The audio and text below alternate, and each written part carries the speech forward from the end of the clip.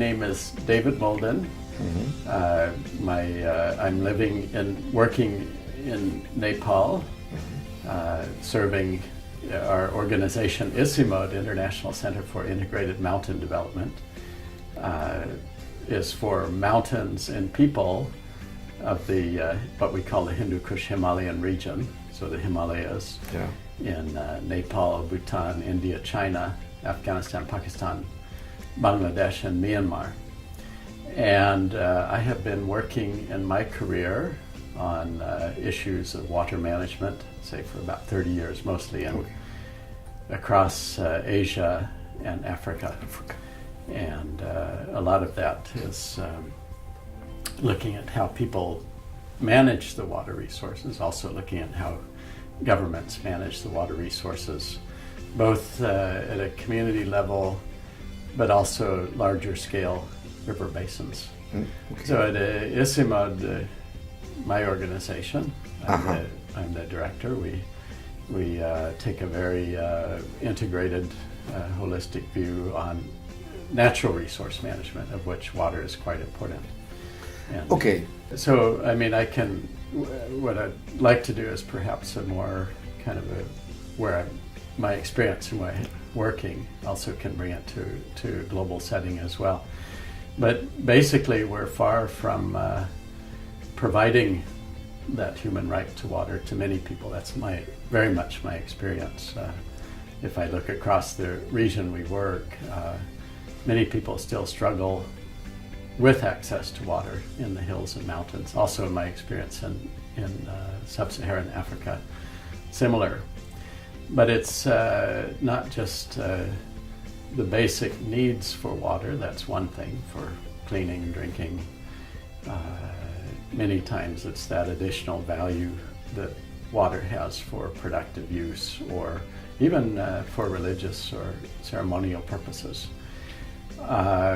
Now, the one issue that we face in the mountains a lot is climate change, and this is making the situation more difficult for mountain people.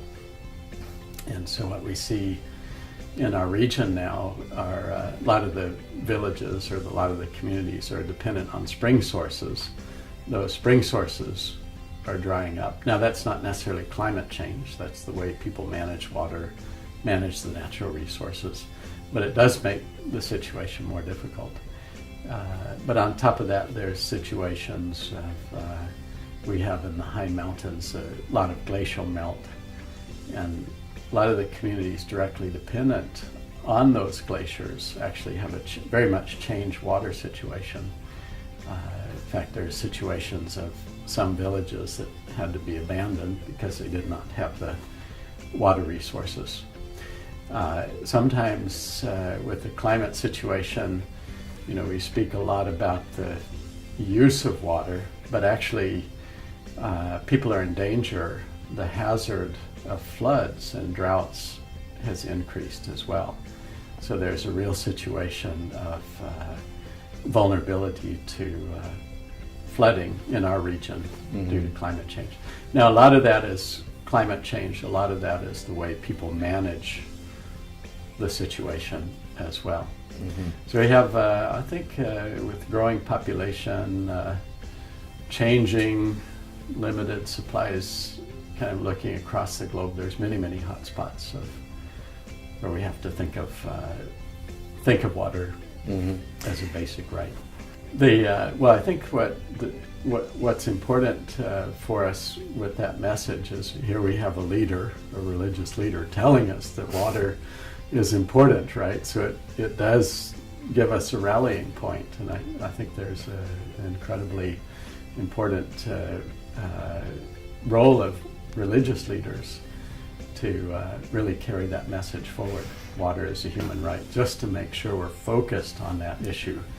So for even our region, now that's not necessarily that there are many different religions that we're dealing with, but I believe the religious point of view is respected very much. So I feel it's quite important where we're working as well. Yeah, well, I think I can think of education on many different levels. I mean, there's the school, the university, classical type of education. In a sense, for solving, in my experience, the mountain-specific problems, they're very, unique, context-specific issues. So we need to get more people.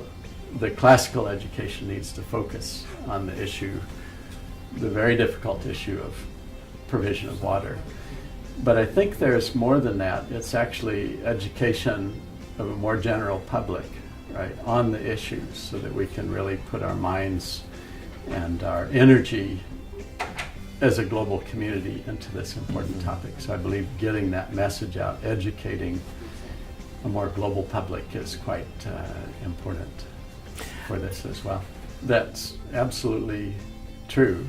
And so what we find almost everywhere, or especially when it comes to household use of water, that women are very much in charge of or have a huge role in drinking water provision. And that's very true where I'm working now, is that women typically spend hours every day getting water to the household. Many women do in our region. And a lot of times that work is quite undervalued by families or by society. But I think if we really focus on women and their needs, or what they want from water, that we can move a long way. Now, is it who needs the education, right? Is it the women to better get more water, or the people who are providing service and just providing the management of water? So a lot of times we see the water systems are not necessarily controlled by water, but the main user are the women.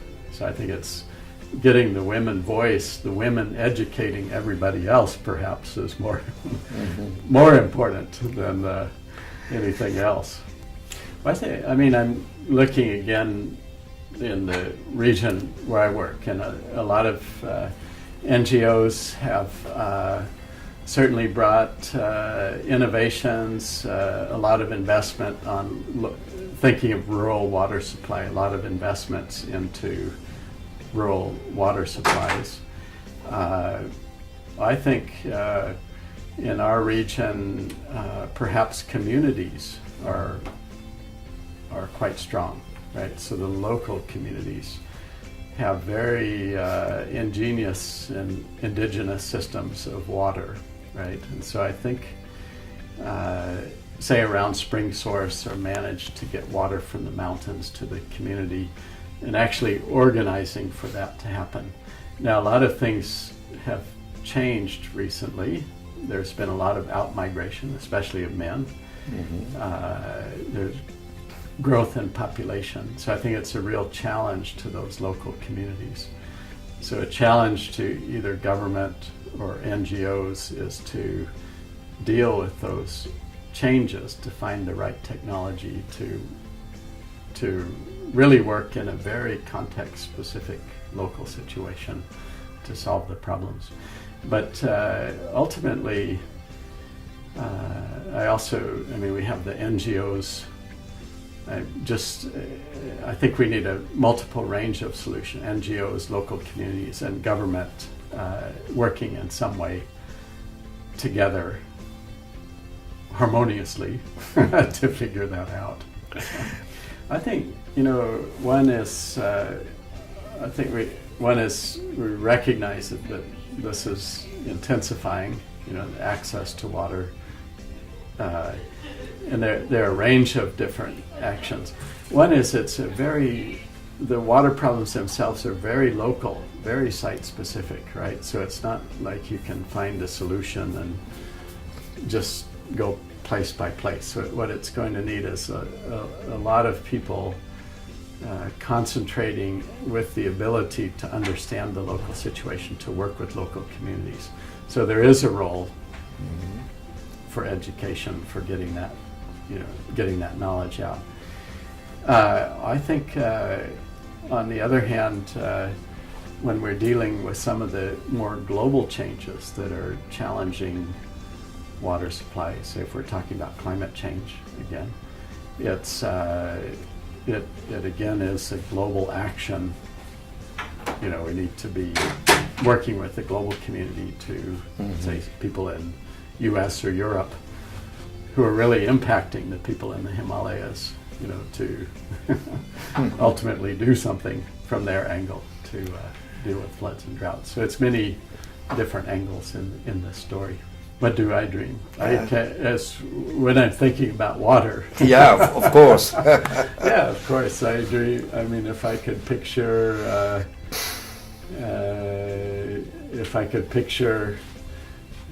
in the areas where I'm working, the rural areas I'm working, where it's easy for women to get water, and not just for basic human needs, right? To be able to easily get water, to use water productively beyond just the basic needs for agriculture, or spending less time on water so they can do other things in life, where we're not hearing so much talk about the problems of water. Then I would feel satisfied also in my career as well.